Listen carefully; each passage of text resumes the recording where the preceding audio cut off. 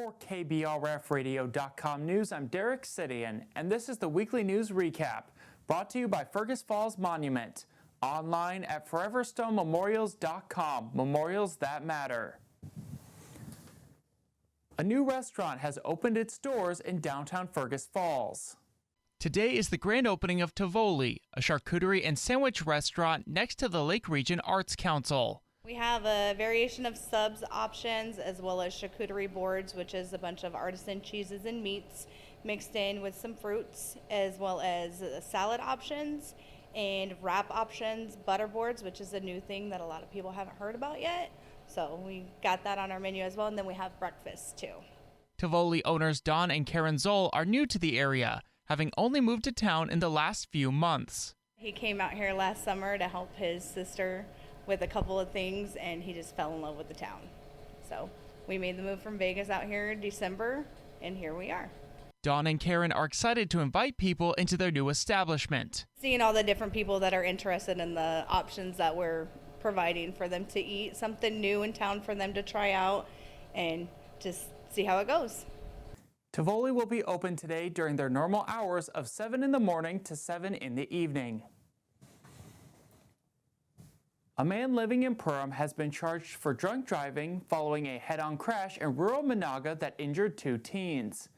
State troopers say 46-year-old Francisco Castro Lorenzo was driving south in the northbound lanes of Highway 78 late last Friday night when he collided with an SUV near mile marker 251.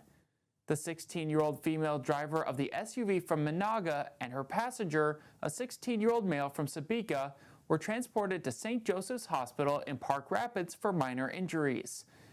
Castro Lorenzo was also injured and was transported to Estera Hospital in Wadena. Court documents say he was taken into Wadena County custody after receiving treatment with a breathalyzer test of .166.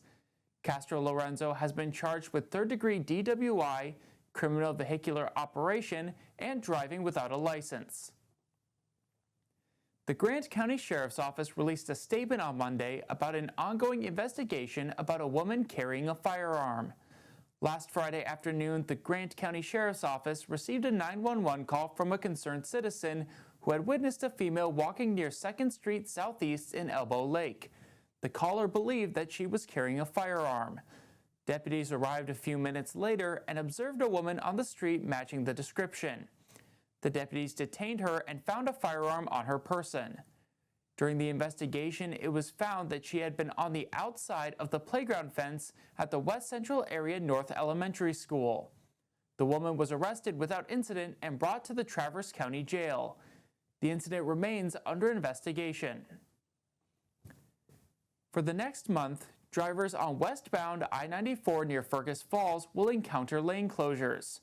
MnDOT crews have begun making repairs to concrete in the westbound lanes between mile markers 53 and 50. Their work started in the right lane, which will be closed for 2 weeks, and then switch over to the left lane for another 2 weeks. The repairs are in preparation for the westbound lanes to carry head-to-head traffic during the upcoming resurfacing project on eastbound I-94 between Rothsay and Fergus Falls, which will begin next month. LB Homes in Fergus Falls is discontinuing its home care operations.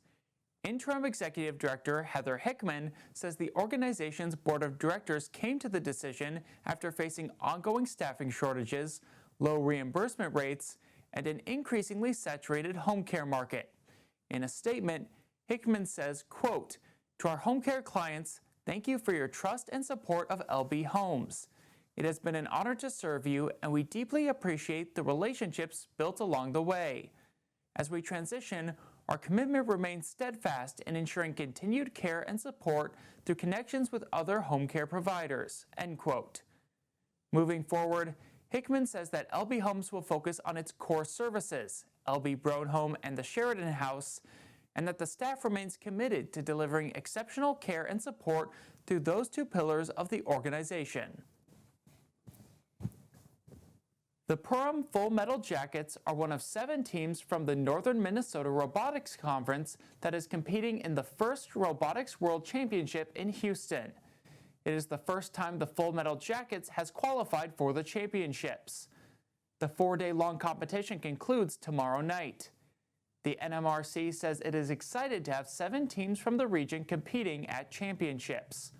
The Full Metal Jackets are competing in the Dally division and have matches scheduled later this afternoon. You can follow the team and watch the event from home at thebluealliance.com. The Empty Bowl fundraiser is back for its 19th year at M-State. M-State ceramics instructor and Empty Bowls organizer Lori Charest says, quote, "This beloved annual event brings people together to enjoy a hot lunch of fresh soup and to celebrate the art of giving, as donations collected help fight hunger in our local communities.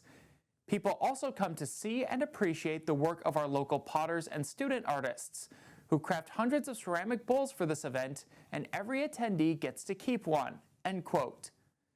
For a suggested donation of $20, diners can select their artisan-made bowl of choice, have it filled with hot soup from Twisted Cafe, and be served fresh bread from Service Food.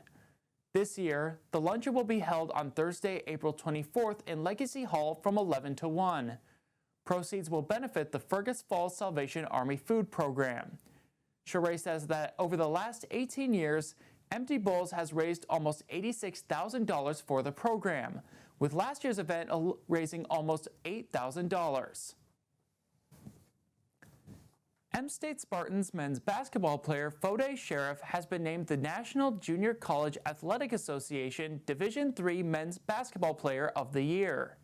Sheriff, a sophomore forward from Upper Derby, Pennsylvania, is only the second basketball player in M-State history to receive the National Player of the Year title. He led the team to the MCAC Region 13 Championship and a 4th-place finish at the national tournament. It was the Spartans' first MCAC championship in 22 years and first Region 13 championship in 21. Sheriff was a key player in that success, leading the team, region, and entire NJCAA in many categories.